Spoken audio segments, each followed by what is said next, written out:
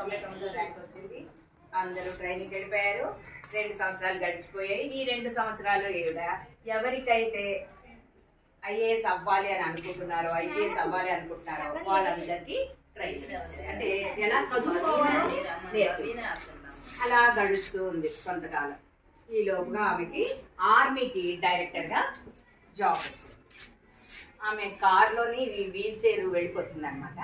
ఆ కార్లోనే ఆవిడ ఆఫీస్కి వెళ్ళిపోయి ఆ వీల్ చైర్తో ఆవిడ రూమ్లో వెళ్ళిపోతారు. కలెక్టర్ గారి కంటే ఒక అసిస్టెంట్ ఉంటారు కదా, ఈమెకి ఏ అవసరం వచ్చినా ఆ అవసరం తీర్చడానికి ఒక అసిస్టెంట్ ఉండేవారు.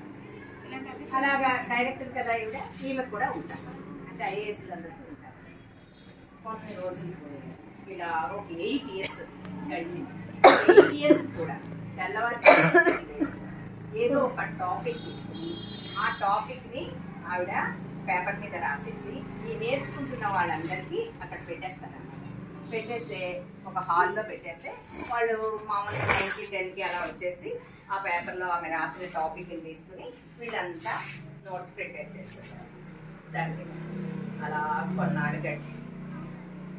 అలా ఒక్కొక్క బ్యాచ్ అలా మంచి మంచి ర్యాంకులతో వాళ్ళు పాస్ అవుతున్నారు. 8 సంవత్సరాలు అయిపోయిన తర్వాత ఇవి ఏం చేసిందంటే, నేను కేవలం ఇవి 2 కాకుండా అంటే జాబ్ ప్లస్ కోచింగ్ ఇవ్వడము కాకుండా కేవలం కోచింగే ఇద్దాము అని నిర్ణయించుకుని ఉద్యోగం మానేసి తర్వాత కేవలం కోచింగ్ ఇస్తూ ఉన్నాను. ఈ కోచింగ్ ఇవ్వడం మొదలుపెట్టిన తర్వాత అంటే జాబ్ మానేసిన తర్వాత ఈవిడికి నేర్చుకోవాలంటే 5వ ర్యాంకు 10వ ర్యాంకు అలా ఆ మొత్తం మీద టాప్ 10లో అలా ర్యాంకులు వస్తుంది. అప్పుడు మీరందరూ మంచి పాస్ అయితే హ్యాపీగా అలాగా మంచి ర్యాంకులు వస్తున్నాయి అన్నమాట. ఒక్కసారి ఏమైందంటే ఒక ఆయన ఒక అబ్బాయి ఇంజనీరింగ్ చదువుకున్నాడు. అబ్బాయికి ఏంటంటే సడన్ గా హాస్టల్లో ఐఐటీలో అబ్బాయి ఇంజనీరింగ్ చదువుకున్నాడు. ఆ అబ్బాయికి ఏమైందంటే పాపం సడన్ గా అలా నడుస్తూ పడిపోతే ఏమైందని దానికి ఆసుపత్రి పెద్ద ఆసుపత్రి ఉంటుంది. ఆ కాలేజ్కి ఆనుకొని పెద్ద ఆసుపత్రి ఉంటుంది కేవలం వాళ్ళ కోసం.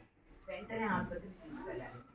కానీ ఆ బ్రెయిన్లో ఏదో అయ్యి పాపం ఆ అబ్బాయి శరీరం ఏమో కొంచెం పని చేయకుండా అయిపోయింది. తెల్లవారేసరికి పేరెంట్స్ వచ్చే లోపే, పేరెంట్స్ వేరే దూరంగా ఉంటారు, వాళ్ళు వచ్చే లోపే వాళ్ళని ఫోన్లోనే వాళ్ళకి ఓకే చెప్పించుకుని ఈ డాక్టర్స్ ఇమీడియట్గా ఆపరేషన్ చేశారు. కానీ ఆ అబ్బాయికి కొంచెం చాలా ఇబ్బందిగా ఉండేదాన్ని.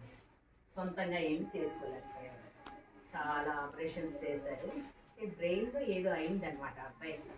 బ్రెయిన్ ఆగిపోతే మరి మిగతా ఫంక్షన్స్ అన్నీ ఆగిపోతాయి కదా, పాపం అందుకే ఏదో అయింది. తర్వాత చాలా ఆపరేషన్స్ చేసిన తర్వాత కొన్నాళ్ళకి అబ్బాయికి కొంచెం జస్ట్ ఫిజియోథెరపీ చేస్తూ ఉండగా నడవడం వచ్చింది. అలా రోజు ఫిజియోథెరపీ కొన్ని సంవత్సరాలు 2 years అలా మంచం మీదే ఉన్నాడు అబ్బాయి. తర్వాత అబ్బాయి ఫిజియోథెరపీ అది చేసిన తర్వాత అబ్బాయి మామూలుగా engineering 3rd year లాస్ట్లోనో 4th year స్టార్టింగ్లోనో అబ్బాయికి మంచి కంపెనీలో జాబ్ వచ్చింది. ఇంకా అబ్బాయి జాబ్కి వెళ్ళక ముందే 6 నెలల ముందే ఈ అబ్బాయి పడిపోయాడు కదా. తర్వాత ఏమైందంటే కొంచెం తెలివి వచ్చి అంతా కొంచెం బ్రెయిన్ బాగా పనిచేస్తూ ఉంది, కొంచెం సంతకం మాత్రం పెట్టేంత శక్తి వచ్చింది అబ్బాయి. అప్పుడు ఏం చేశాడంటే ఆ అబ్బాయి ఏదైనా జాబ్ చేయాలి అనుకున్నాడు. మళ్ళీ సాఫ్ట్వేర్ జాబ్ అయితే ట్రై చేశాడు కానీ చేయలేదు. తర్వాత ఏం చేశాడంటే ఆ ఫిజియోథెరపీ చేసిన అతను అన్నాక, సార్ మీరు ఇంత తెలివైన వాళ్ళు కదా, మీరు ఐఏఎస్కి ఎందుకు ప్రిపేర్ అవ్వకూడదు అనేసి అన్నారు. ఎందుకన్నాడు ఆ అబ్బాయి లక్ష్యం కూడా ఐఏఎస్ అవ్వాలి. అంటే ఇంజనీరింగ్ తర్వాత ఐఏఎస్ కోచింగ్ తీసుకున్నామని అనుకున్నాడు. చిన్నప్పటి నుంచి వాళ్ళ పేరెంట్స్ నువ్వు ఎలా అయినా సరే ఐఏఎస్ అవ్వాలి అని ప్రోత్సహిస్తూ ఉండేవారు. అప్పుడు సరే నేను ఐఏఎస్కి ప్రిపేర్ అవుతానండి. ఈ అబ్బాయికి ఏంటి ప్యారలైజ్ అయిపోయింది శరీరం, కేవలం సంతకం మాత్రమే వచ్చు, కానీ బ్రెయిన్ ఎక్సలెంట్గా పనిచేస్తుంది. మనం ఇలా చదివి చెప్పేస్తే అది చక్కగా అబ్బాయి రాసి అంటే వెంటనే నేర్చేసుకుని చెప్తూ ఉంటే వాళ్ళ మమ్మీ రాసేసేవారు. అంత మంచి బ్రెయిన్ అనమాట అబ్బాయి. ఈ లోపుగా అబ్బాయి చదువుకోవాలని అనుకున్నాడు కదా, ఒక జాబ్స్ పెద్దగా చేయాలని అంటే చేద్దాం అనుకున్నాడు కానీ కుదరలేదు. కుదరకపోతే ఇంకా ఐఏఎస్కి ప్రిపేర్ అవుదాం. అబ్బాయి రాయలేడు కాబట్టి ఒక అసిస్టెంట్ ఎవరైతే ఉంటారు, ఈ అబ్బాయి చెప్తూ ఉంటే వాళ్ళు రాయడానికి. అయితే ఒకరోజు ఏమైంది, అలా ఒక 2 ఫ్రెండ్స్ కొంతకాలం వచ్చారు, ఆ తర్వాత రాలేదు. అప్పుడు వాళ్ళ మమ్మీ అంట అప్పటికి చదువుకుని 28 ఇయర్స్ అయిందండి.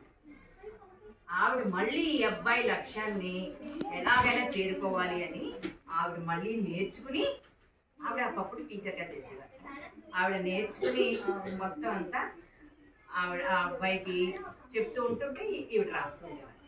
అలాగ రోజుకి 30 పేపర్లు రాయడం ఆవిడ ప్రాక్టీస్.